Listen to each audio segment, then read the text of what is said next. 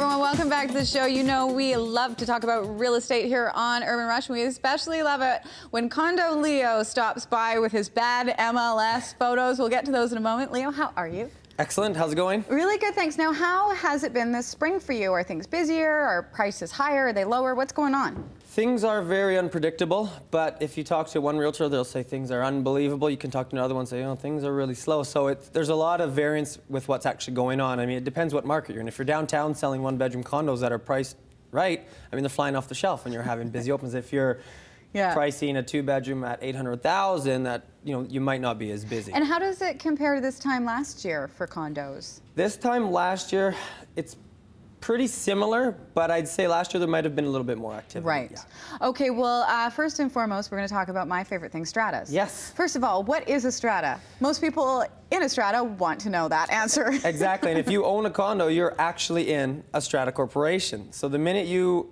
own one, you're part of this corporation that in turn is running the building, so to speak. Some people are more actively involved, some aren't, some never show up to a meeting. Side note, if you're a tenant, you're not part of the strata. The owner actually is. And so what you do is you govern the building and make decisions on what should be happening in that building. So it's a fun little government you can take part in. It's a fun thing. I always say be active, but just don't be that guy. And everyone knows that guy I'm talking about. Everybody's got that guy that makes the meetings go on forever. Exactly. And for people who are coming from houses, they're scared of strata. I always say if you live in a house and hypothetically, you've got yourself, your wife, maybe your drunk uncle and your grandpa. Consider yourself a strata. So when you meet as a family to make decisions, this is what you're doing. Have really long, boring dinners. Exactly. And then you're a strata. You might hire the mediator next door neighbor who's going to be your strata agent because they can facilitate things. Now, how are strata fees decided? Because in some apartments, in condos downtown, you'll see the same square footage have twice the strata fees as one the same size. Yeah, so most people will say it's based on size. It's actually called unit entitlement. So let's say you have 1,000 square foot, two bedrooms, so does your neighbor, but yours is, let's say, $100 more a month. You probably have a big patio. Okay. Or there's something unique that gives you that more unit entitlement that you'd actually have. Okay, and what are the pros of having a strata? The pros of having a strata, they are there technically for the betterment of the building and the owners. So although some people disagree, because communism never had a chance, did it?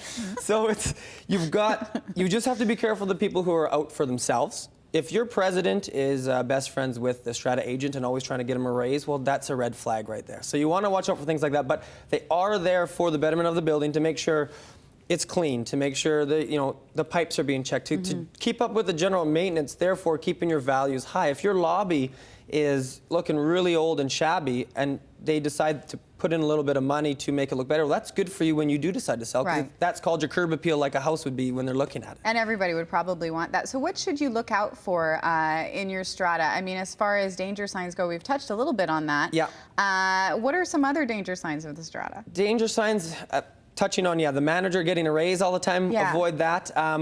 Other things you want to look for is people with the self-involvement, and they want to get that hallway done because maybe they're on that floor. Right. So you just got to watch out and make sure that everyone's doing it for the betterment of the strata. And if you want to have a voice, you have to go to the meetings. You got to go there. And also, let's say, we'll call it XYZ management company, hired XYZ landscaping and XYZ painters, and you're going, wait a minute, why is the same company hiring only that company? Right. That's how you get involved, and that's how you just kind of look at those things. Make sure to read your financials. Don't just read them when you buy. Keep on them, because then you're going to know what's happening down in the road.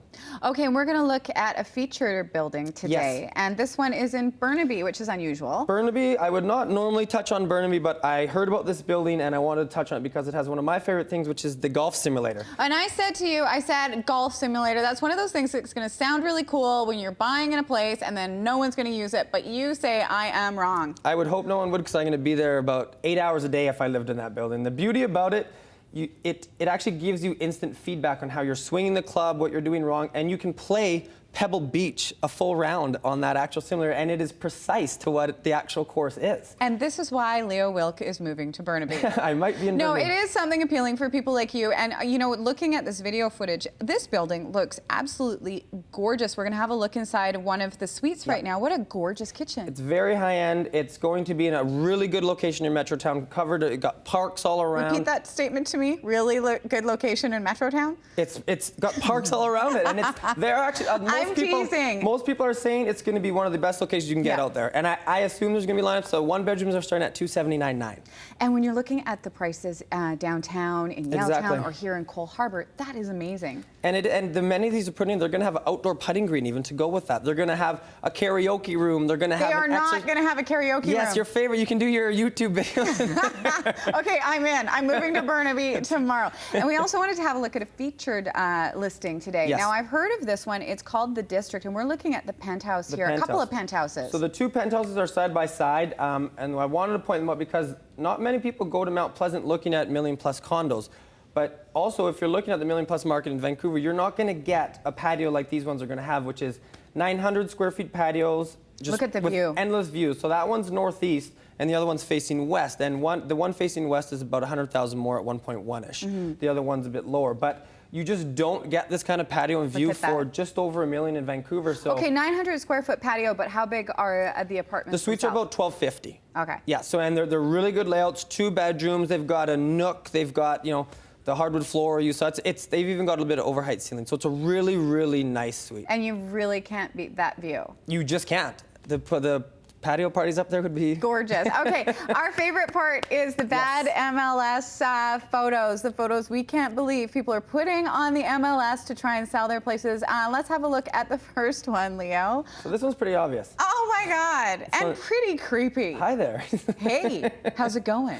No attempt to maybe just have an arm showing from the door or something like that. So and then he didn't mind just putting himself out there. Like here I am, I come with the bathroom. Exactly. That's not creepy at all. Now, people really should hire professional photographers, and this is just So this one, there's a lot going. Grandpa's dead, and we can't get him out of the lazy boy. I call this one, don't get up. That's my movie, but I think there's a dog hanging off the chair. Oh my God, I thought that was a person. Is it a stuffed animal? No, there's a dog to the left, bear. a head to the right, and then some legs to the right as well. So what the hell is going on in the... I don't know if they're there for the showings, but most people probably won't. Where's the shotgun?